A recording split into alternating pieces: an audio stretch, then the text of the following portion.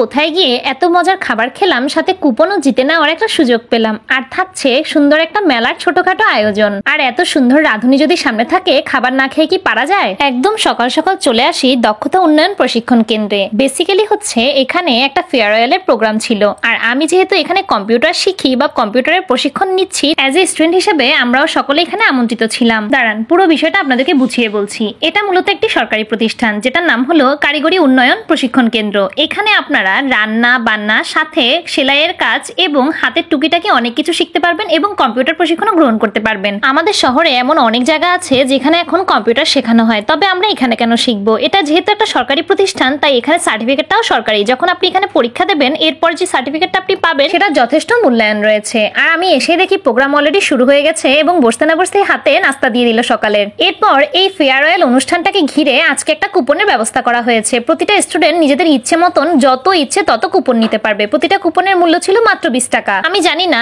3 কেন জানি আমার কাছে লাকি নাম্বার মনে হয়, তাই আমিও সেই ভেবে 3টা কুপন নিয়ে নিলাম। এই হলো আমার একটা ছোট বোন টিয়া, যে হচ্ছে আমার সাথেই এখানে প্রশিক্ষণ গ্রহণ করে কম্পিউটারের ক্ষেত্রে। তবে যেহেতু এখানকার স্টুডেন্ট, তাই এখানকার অনেক স্টুডেন্টরাই আজকে এই অনুষ্ঠানকে ঘিরে স্টল দিয়েছে ছোটখাটো। আর সেও একটা স্টল দিয়েছে, সেটা হলো ভেলপুরি ফুচকা এবং সাথে তার হেয়ার অয়েলের। তার চুলগুলো দেখতে পাচ্ছেন, তারও একটা ফেসবুক পেজ আছে। আর আপনারাও চাইলে তার থেকে এই হোমমেড হেয়ার অয়েলটা নিতে পারেন, যেটা আপনার চুলের হেয়ার গ্রোথের জন্য অনেকটাই কাজে দেবে। এরপর আসি তার ফুচকার ক্ষেত্রে। সেই প্রথমবারের মতন সে একটা ফুচকার স্টল দিয়েছে, তবে সেই ফুচকা খেয়ে আমি তো একদম অবাক। তাকে তো আমি বলেই দিয়েছি, নেক্সট বার যখন আমার ইনস্টিটিউটে প্রোগ্রাম হবে, সেই প্রোগ্রামে অবশ্যই তুই একটা ফুচকার স্টল রাখবি। আর আমি ছিলাম তার দোকানের প্রথম কাস্টমার। আর এরপর দেখি যত মানুষ আসছিল, সে কোথাও যাক আর না যাক, আমার টিয়ামনির থেকে একবার হলেও সবাই ফুচকা ট্রাই করেছে। এখানে শুধুমাত্র খাবার দাবারের স্টল ছাড়াও হ্যান্ডমেড জুয়েলারি, সাথে আরো অনেক কিছুর স্টল বসেছে। সকলেরই নিজস্ব ছোট ছোট পেজ আছে, তাই যারা এখানকার স্টুডেন্ট তারা ভাবলো এই অনুষ্ঠানকে ঘিরে একটা ছোট্ট আয়োজন করলে মন্দ হয় না।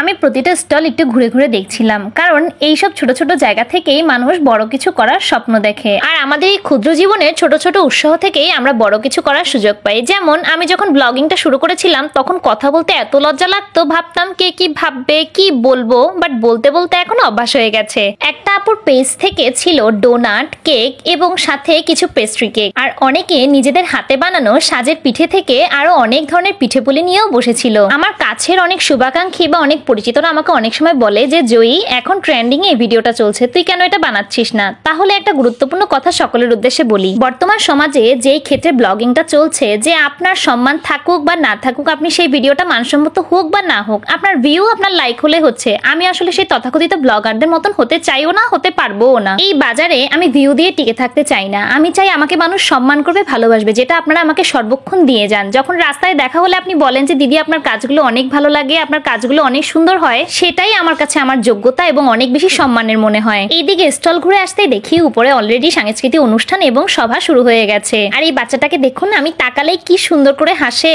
গত বছর কম্পিউটার প্রশিক্ষণে যারা A+ পেয়েছে তাদেরকে এবার পুরস্কার দেওয়া হচ্ছে।